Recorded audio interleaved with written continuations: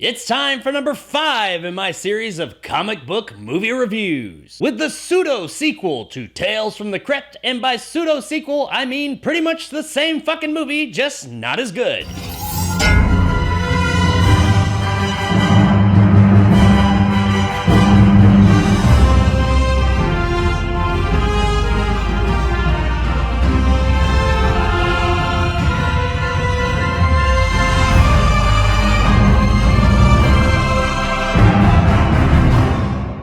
Tales from the Crypt. Wait, that's not right. Vault of Horror is brought to us by director Roy Ward Baker and stars Terry Thomas, Kurt Jurgens, and Tom Doctor Who Baker. The Vault of Horror series has always had a lot in common with Tales from the Crypt. They're pretty much the same thing, even being published by the same publishing house for a long time. Hell, they were even packaged together in a lot of instances. To say that one is synonymous with the other is a bit of an understatement. And the 1974 movie is no different. Really, the only difference between this movie and the 1972 Tales from the Crypt is that there's no Crypt Keeper here. You have 5 people trapped in a vault or a room, and they all discuss this reoccurring dream or feeling of something that's happened to them in the past, or that's possibly going to happen to them in the future. Whichever, it's an anthology movie with these 5 characters telling a story of their own. And much like in that Tales from the Crypt kind of way, they're typically ironic tales about characters that suffer from their own hubris. We have a story about a guy who kills his sister for an inheritance only to find that she's a vampire, a husband and wife magic act that are out looking for some new material, and when they find someone who might be onto real magic and take them out, that magic comes back to bite them in the ass, an artist that gets tied up in some vengeful voodoo that of course comes back to get him, a neat freak that impresses his odd little quirks onto his wife, and in the end that doesn't work out so good for him, and a man who tries to fake his own death to get insurance money, and well, you can probably guess where that goes. The stories themselves here aren't really the problem. They're all interesting in their own right. Well, except for the vampire one, ironically enough, that one's pretty fucking dull. The biggest problem here is, unlike its predecessor, Tales from the Crypt, these stories are way too fucking long. I didn't mind the ironic twist of fate that these stories tell us about. It's how long it takes to get to them. The first film's average runtime of its shorts was probably about 12 minutes. Here, it's more like 20 minutes. I know that doesn't seem like a long time, but when you've already got a pretty thin plot when it comes to most of these stories, stretching it out an extra few minutes just makes it go on that much more longer in your head. Overall, this movie's just nowhere near as fun or interesting as Tales from the Crypt was. Sure, it's the same template here, but it's just not done nearly as well. The first 3 stories, which is the majority of the film, are just pretty dull. I found myself having a hard time concentrating and focusing on this film in those first 3. Now, the last 2 do get a bit more interesting. They're nothing to the heights of the original Tales from the Crypt, but they are a bit more entertaining. The story about the painter who uses voodoo to get revenge on his critics is actually pretty cool. Yeah, it's stretched out a bit too much like the other ones, but once it kicks into gear, it's an entertaining ride. And even though you pretty much know what direction it's gonna go, you got a pretty good idea of where this thing's gonna end up, it was still entertaining and a good time to see. And the last one is a bit more in line with that iconic Tales from the Crypt horror irony. This is the shortest of all the stories, and the tale that it tells is a really good time. Now, everything else about the movie is pretty much in line with the original Tales from the Crypt. The special effects are very early 1970s, and the performances are what you've come to expect from a horror movie that came out in 1973. A bit grand and a bit over the top. It's kind of what you got with the original film, although they do stand out a bit more here because the story's not as interesting or entertaining. Unfortunately, overall, this movie just doesn't really work as a sequel or a standalone film. I really like anthology films, but this one is just too drawn out. There's just not enough meat on the bones for this story. Had they cut a whole lot out and condensed the story, I think it would have been more entertaining, because the stories themselves, what happens to these characters, is okay. It just takes so fucking long to get there. And even though the stories themselves, what happens to these characters is okay, admittedly, none of them really stand up to the original film. Guys, overall, Vault of Horror is a disappointment. If you're expecting more Tales from the Crypt goodness, well, that's kind of what you're gonna get, just minus all the goodness. I found myself fairly bored through a good portion of the film, and while yeah, it does pick up closer to the end, at that point, it's almost too little too late. It's got that Tales from the Crypt vibe and feel, but unfortunately, it's lacking the soul. And while it's not an absolute total dumpster fire, at best, check out the Vault of Horror on USA